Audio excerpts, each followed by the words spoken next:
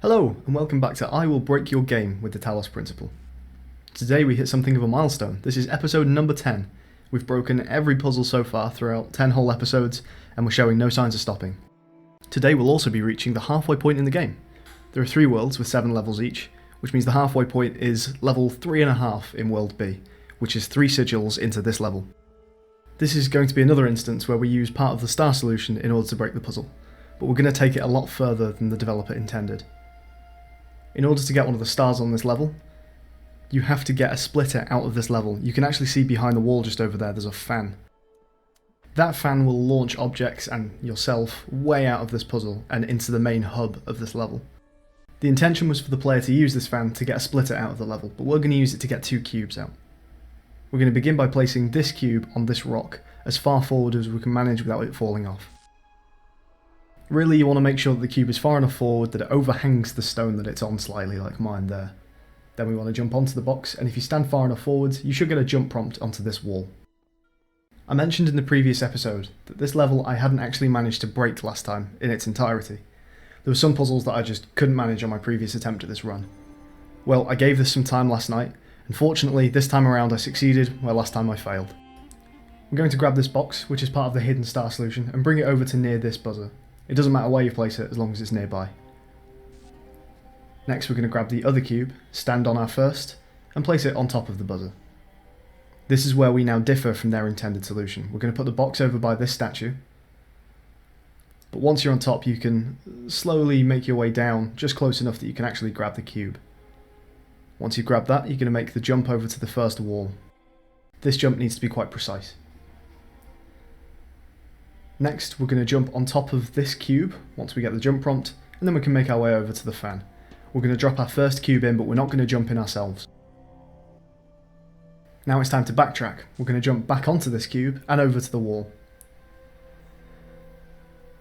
Make sure you're stood on the lower part of this wall to the left hand side and as far forward as you can to grab this cube. Now step back onto the higher part of this wall, and we're going to make the jump across here. This jump's pretty big, so make as much distance as you can. And there's our first star, only because it got in the way. Now we can take ourselves and these 2 cubes out of the level. This is as far as I managed to get last time, but I couldn't put these cubes to good use. This time around though I worked out how. I said before and I'll say it again that cubes are the bread and butter of breaking puzzles in Talos, and they haven't failed me yet. Before we begin to use those cubes though, we're going to go and break the one other puzzle on this level that doesn't require them. There are quite a few steps to this puzzle, so if you're using this video as a guide, follow it carefully. First we're going to take this splitter, and we're going to bring it over here. There are 3 targets we need, which is the beam emitter and these 2 receivers. Place it anywhere where it can hit all 3. Next we're going to grab this, and just like a normal solution to this puzzle, we're going to place it on the button and grab the 3rd splitter. Again, we're going to continue the solution as normal for now. We're going to place that splitter there so it can see the first one, and now we're going to grab the 3rd splitter and use it to get the cube. And now this is where our solution differs. Once the fan activates, you can grab the cube, and now you're going to bring it through to where the other fan is. Leave it there and go and grab the 3rd of the splitters and bring that through with you as well.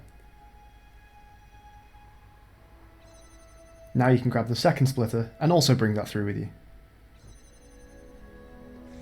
Now we're going to move the 1st splitter, and you want to get it very close to where the fizzler is. Again, you're going to activate the fizzler. But what we want to do is close that fizzler behind us, so take this splitter, and from this side of the fizzler you want to put it in front of that beam so it closes off. And now the fizzler reactivates. This step's going to be important towards the end of the break. Now take the cube, find these bricks over in the corner, and put the cube on top of the bricks by the wall. This should give you enough elevation to reach the top of the wall. Now from this wall we can't really jump to anywhere, nowhere's close enough, except for this fizzler as long as it's active. You can jump on top of the fizzler and then make it out of bounds. One thing I want to note is that if you could get the cube out of this puzzle, the rest of this level would be really easy to break, but I've not been able to manage it.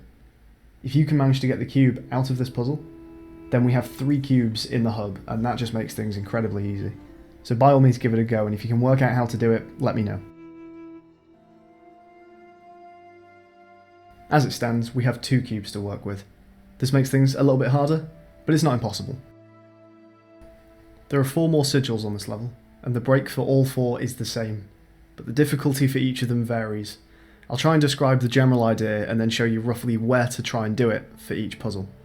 You'll notice in the corner here the sand is kind of raised up slightly, it's bunched up towards the corner.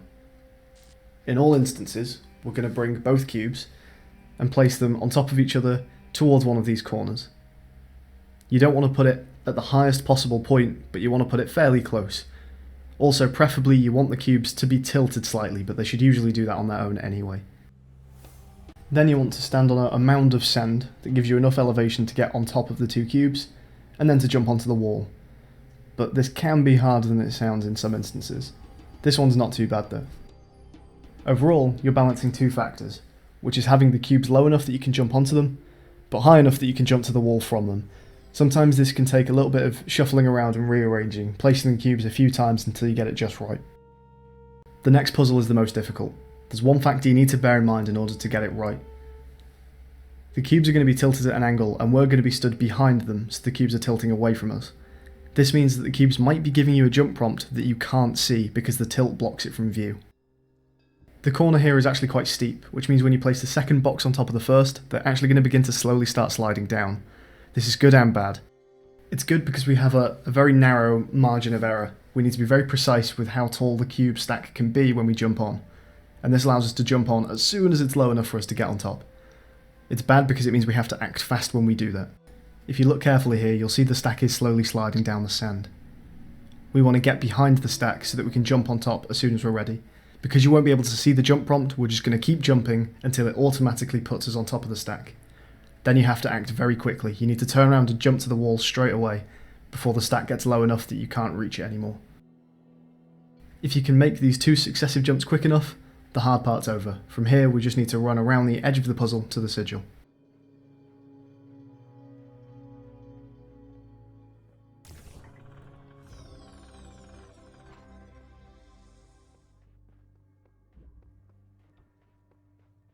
The next puzzle we're going to do is probably the easiest of the 4. If you're following these solutions, this might be a good place to start. I think both corners work, but we're going to use the left hand side here.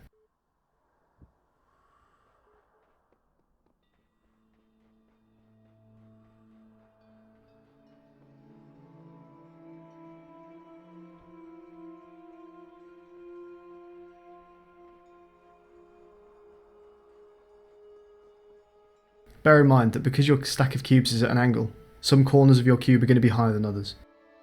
If you're not getting a jump prompt to the wall, make sure you're stood in the highest corner. And if it still doesn't work, then try repositioning your cubes. All these puzzles should be possible with this method. Soon we're going to be heading into uncharted territory. As I say, this is as far as I got in a previous attempt at this run, so from here on out I don't really know how things are going to go. I said in the last episode that I'd try my best to break puzzles, and if I couldn't do it then I might look for other solutions. And that just generally applies from here on out. I can't guarantee that I'm going to be able to break every puzzle from here, but I'll certainly try my best. World C, I think, might actually not be too bad at all. The last mechanic we unlock, namely the platform mechanic, actually to me strikes me as quite exploitable, although I haven't had a chance to try it yet. I hope I'm right. Thanks for watching this episode of I Will Break Your Game with the Talos Principle. See you next time.